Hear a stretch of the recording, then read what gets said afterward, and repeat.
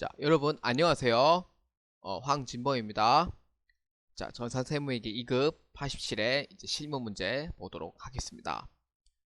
제가 이제 최근에 1월 중순쯤에 유튜브를 시작하려고 했는데 이제 실무풀이 해설 강의를 하려고 했었어요. 해가지고 하려고 했는데 독감이 걸렸어요. 독감이 걸려가지고 이제 블로그에도 공지를 올렸었습니다. 이번에 유튜브 하는 거, 그 다음에 자료 올리는 거 전부 다 지연될 거라고 얘기는 했었어요.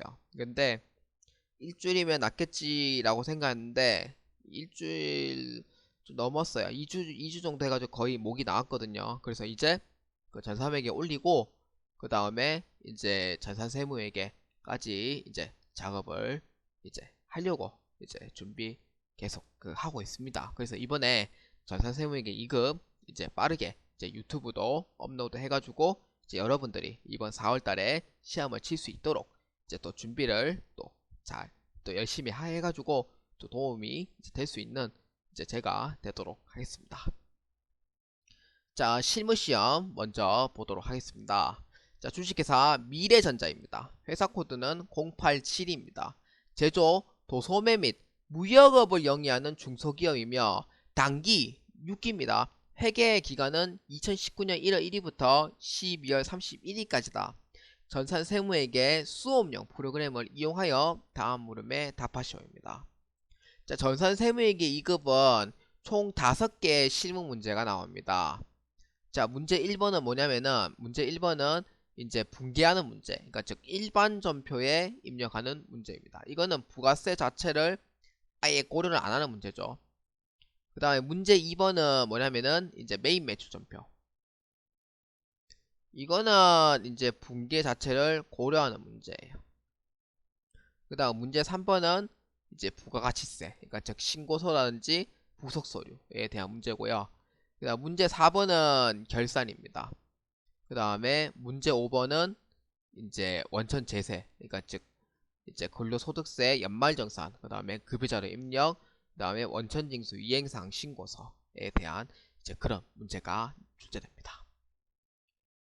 자, 이렇게 해서 총 5개 이제 문제가 나오고요. 그 중에 이제 문제 1번은 5문제, 문제 2번 5문제, 문제 3번 2문제, 문제 4번 5문제, 문제 5번 2문제 이렇게 출제됩니다.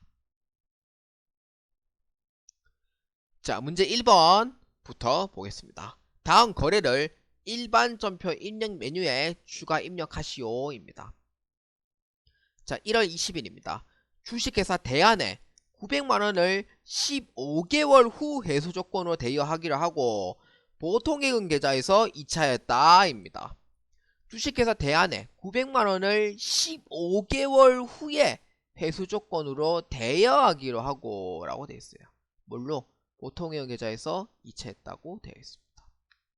자, 15개월이죠. 15개월이고 그 다음에 대여라고 되어 있어요. 그러니까 내가 돈을 빌려준 걸 얘기해요. 대여는 내가 돈을 빌려주다. 그러니까 즉 뭐냐, 회계 처리할 때 대여금 개정 과목을 사용합니다. 대여 개정 과목 사용을 해요. 근데 이거는 지금 이제 이 대응 개정 과목을 알았고, 첫 번째에서 뭐냐면은 이게 장기로 봐야 되냐 단기로 봐야 되냐 이걸 판단해야 돼요. 장기냐 단기냐. 근데 만약에 장기인 경우가 맞다면, 아니면은 단기인 경우가 맞다면은 이러한 사항을 가정해 봅시다. 그럼 장기인 경우에는 1년 이상이냐 아니면은 단기인 경우에는 1년 미만이냐 이거예요. 근데 이 문제에서는 몇 개월? 15개월이라고 되어 있죠. 15개월. 15개월이기 때문에 1년 미만은 아니라는 거예요. 1년 미만은 아니다. 그럼 1년 이상이죠. 1년 이상이기 때문에 이 계정 과목은 뭘로 하냐? 장기죠. 장기의 대여금 합쳐서 뭘로 하냐? 장기 대여금으로 해가지고 회계 처리합니다. 장기 대여금으로 해서 회계 처리합니다. 그래서 회계 처리할 때 차변에 장기 대여금 얼마? 900만원. 그 다음에 대변에 뭘로? 보통예금 계좌에 이체했다니까. 이체한다는 거는 내가 그 통장에 있는 돈을 인출했다는 거예요. 송금시켰다는 의미예요. 그래서 보통예금 900만원으로 해서 회계 처리합니다. 900만원 해서 회계 처리합니다. 자, 일반 전표 입력에 한번 보겠습니다. 자, 이건 이미 쳐놨었는데, 자, 다시 한번 볼게요.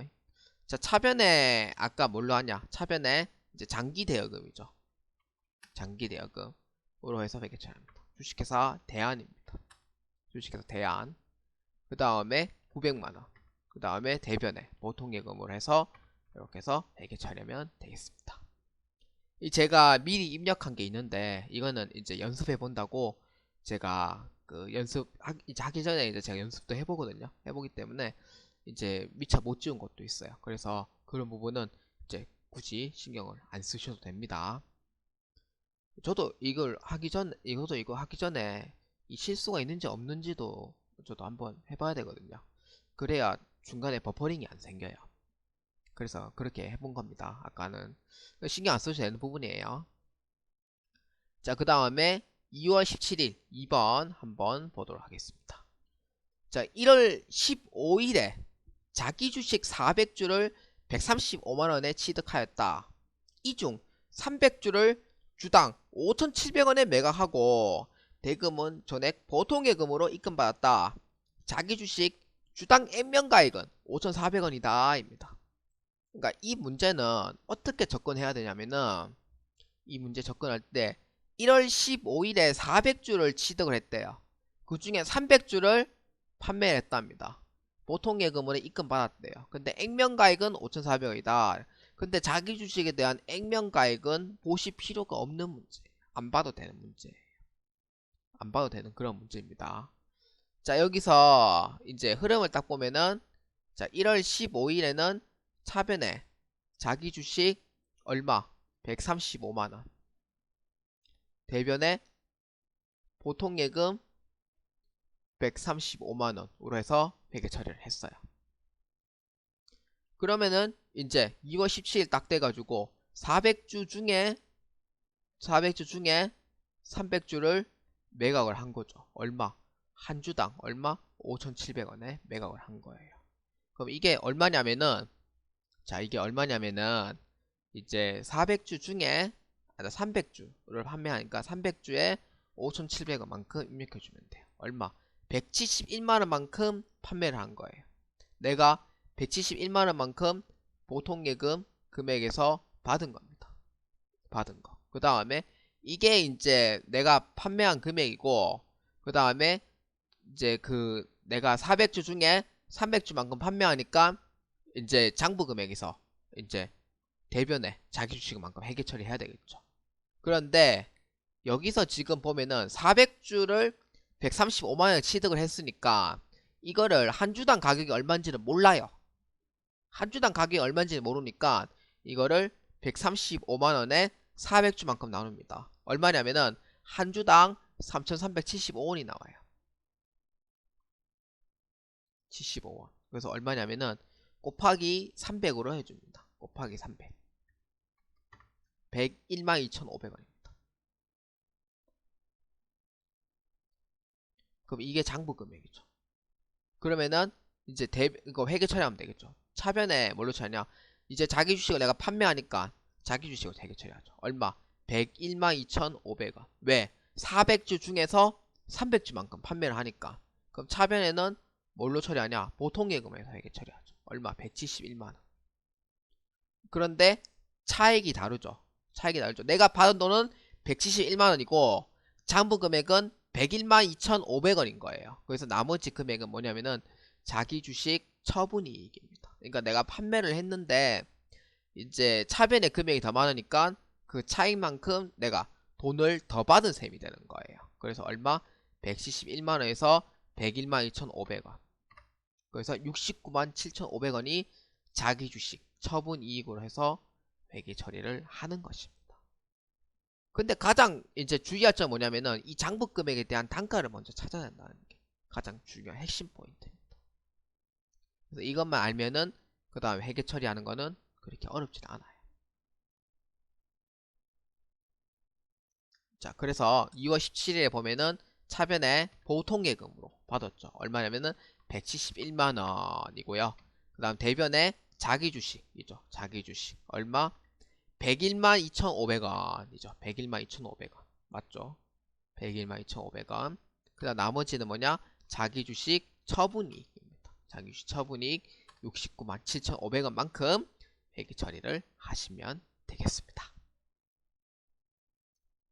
자, 다음 3번입니다. 2월 25일입니다. 자, 영업부 직원들이 출장 업무 중 가나분식에서 다음에 신용카드 매출전표 법인 우리카드입니다. 결제하였다. 거래의 현재 가나분식은 관이가세자이고 복리후생비로 처리한다 입니다. 근데 이거를 왜 이렇게 나왔냐면은 가나분식은 관이가세자라고 되어 있는데 이거를 좀 신경 써야 될 필요는 사실 없어요. 없는데 근데 일부 이제 수험생분들이 관이가세자 부가세 해야 되냐? 안 해야 되냐? 이거를 먼저 고려를 하는 경우가 있어요. 관이가세자는 물론 이제 학원이라든지 이제 강의 유튜브에서 배웠을 수도 있어요. 아니면은 인강이라든지. 간이가세자는 이제 연 공급대가 4,800만원 미만인 이제 미만 사업자에 해당이 됩니다. 그런데 세금계산서 발행이 가능하냐 이거예요. 세금계산서 발행이 불가합니다. 불가능합니다. 그래서 매입자 입장에서는 무조건 불공으로 회계 처리를 해야 돼요. 불공으로. 세금계산서 발행이 불가능하기 때문에 무조건 불공으로 해야 돼요. 근데 사실 불공을 할 필요가 없죠. 왜? 세금계산서가 없는데요. 세금계산서 발행이 안 되는데 어떻게 불공 처리합니까? 안 돼요. 이런 경우에는 이제 일반 전폐에다가 그냥 경비로 해서 회계 처리합니다. 근데 현금으로 하는 경우도 있고 뭐 카드라는 경우도 있는데 카드는 카드 불공이라는 게 없어요. 무조건 경비 처리예요. 그래서 무조건 일반 전폐에다가 회계 처리해야 됩니다. 카드는. 그래서 요거는 이제 부가세가 있지만 간이는 이제 그 매입세 공제 대상이 아니다라는 거예요. 그래서 이거는 뭘로 하냐? 일반 전폐에다가 회계 처리를 하면 된다. 이 부분이에요. 그러니까 혹시나 일부 수험생분들이 이 좀 과하게 좀 생각하는 경우도 있기 때문에 이제 정확하게 한번 얘기를 해봤습니다. 차변에 뭐냐? 영업부 직원들이 출장 업무 중이야 그랬으니까 뭘로? 복리후생비를 회계 처리합니다. 이건 뭐 상대방 회사가 없잖아요. 영업부 직원들이 출장 업무 중 분식집에서 떡볶이 먹고 라면 돼 있죠. 여기는 라면 돼 있죠. 제가 이거 못 봐가지고 라면 돼 있죠. 라면 먹었다는 거예요. 4명이서 라면 먹고 뭐 실제 그러면 떡볶이도 먹고 순대도 먹고 아마 그거 다 안 먹겠죠. 예. 그렇게 해서 이제 라면을 4개를 먹었다 이 내용입니다. 자, 거래처는 복리후생비에 거래처는 넣어도 되고 안 넣어도 됩니다. 근데 안 넣어도 되는데 넣었다고 해서 점수 깎이거나 그런 건 없어요. 가나분식입니다. 차변에 얼마? 만원. 대변에 미지급금 또는 미지급 비용을 해서 회계 처리합니다. 왜